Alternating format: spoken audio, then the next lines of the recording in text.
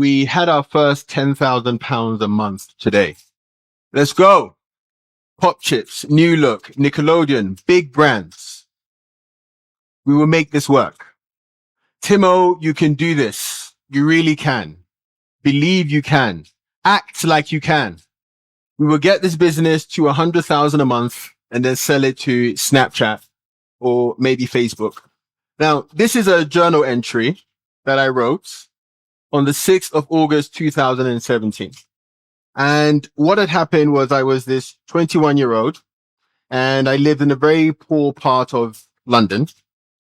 And I had this idea. I had spotted this opportunity. And the opportunity was basically to pair up brands with social media influencers, big people with YouTube followings, Instagram followings, pair them up with brands and eventually turn that into a business. And I thought, you know what? Maybe this would be the way that I would make it out. You know, everyone talks about making it out. And I thought this would be my idea. But I had two main feelings. My first feeling was I was very ambitious. I had these dreams. I had journals that I wrote all of this stuff in. But then my second feeling was I was very scared. I was very anxious. I had a lot of self-doubt. I had a lot of, what happens if this doesn't work? What happens if I'm wasting my time? I'm sure a lot of people here can empathize with that. Like you have these goals, you have these dreams that you want to achieve, but then there's that nagging voice in your head, which is basically saying, what if it doesn't work? But I decided to keep going. It ended up being a case where I grew that company to a team of 80 people, working with all brands like Nike, McDonald's, Deliveroo, the UK government. And what ended up happening in 2022, the same self-doubting person, what ended up happening was that the business then ended up being acquired, as you can see here, for tens of millions of dollars. And I achieved that at 27 years old. Now, I didn't come here to give you a business lesson.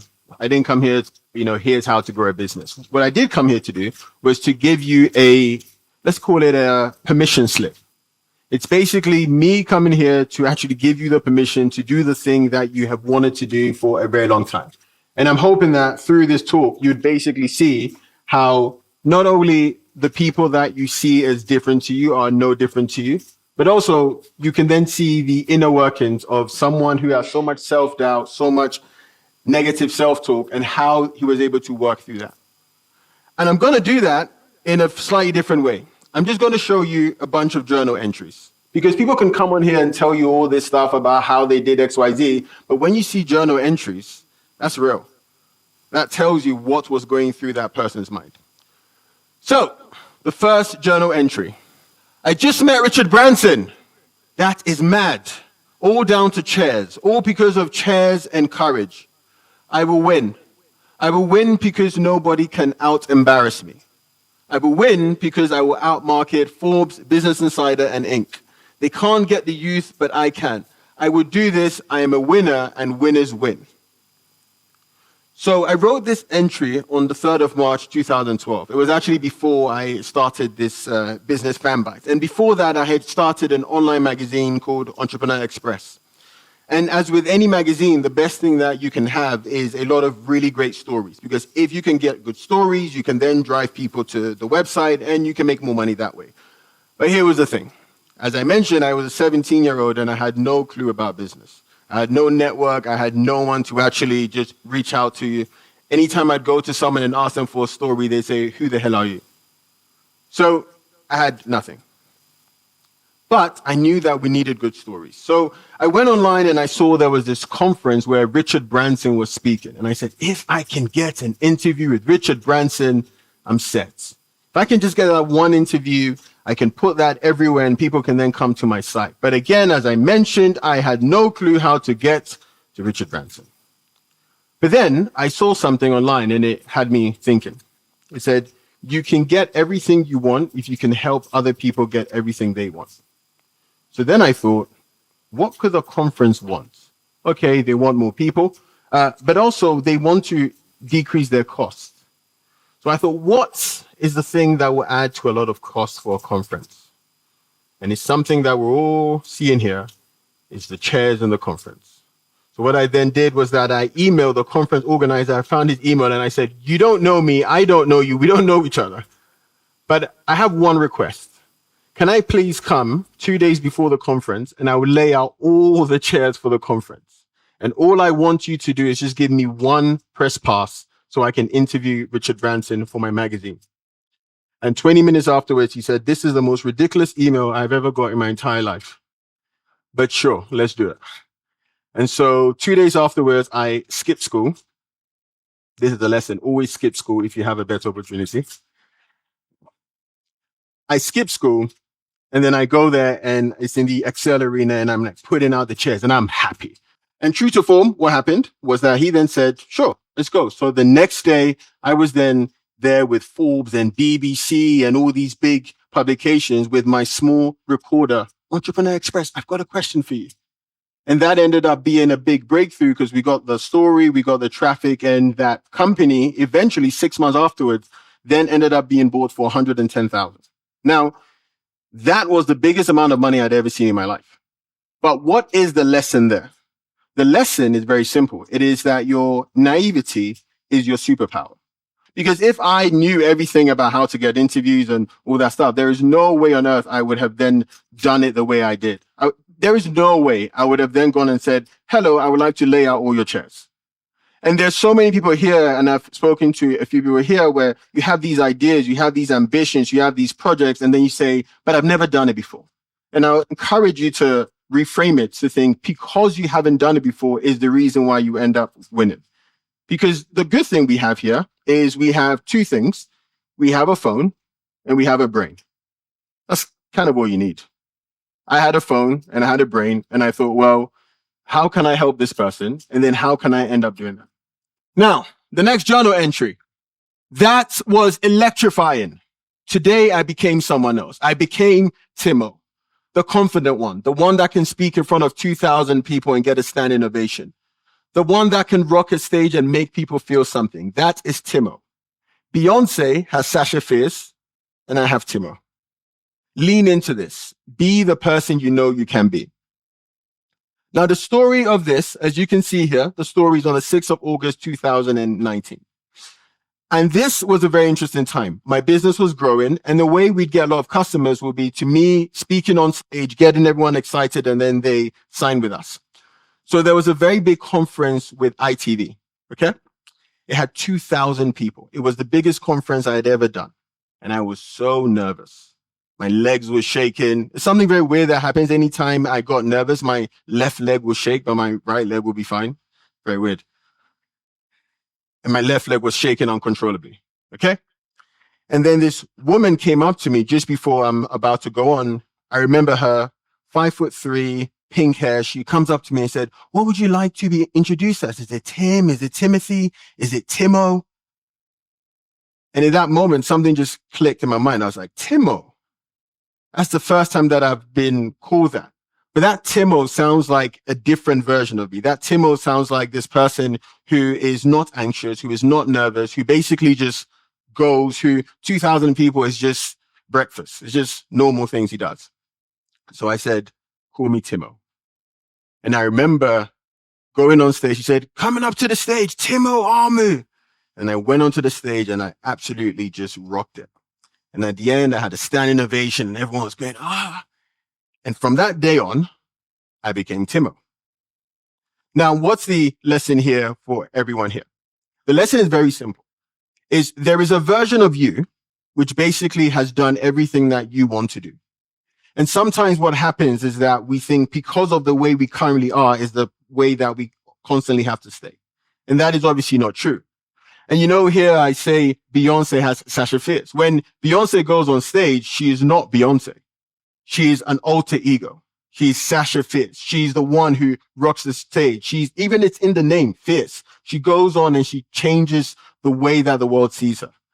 And I'd encourage you to all invent an alter ego.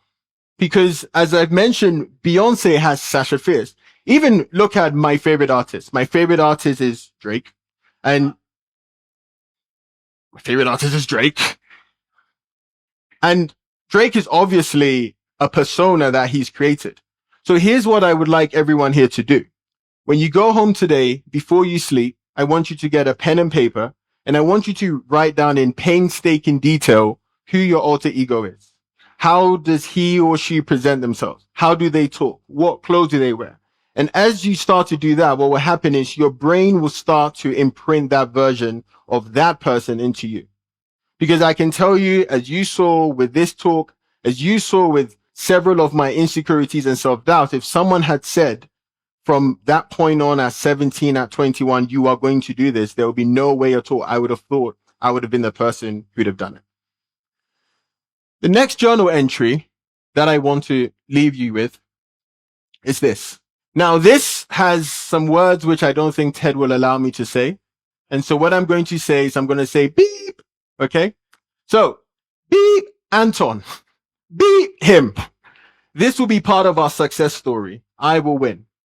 Timo, this is why you got into business. This is why you got into the game to solve problems. I am bigger than my problems. I am bigger than my challenges. Remember this. If it was easy, everyone would do it. Make Anton regret it. It's not that deep.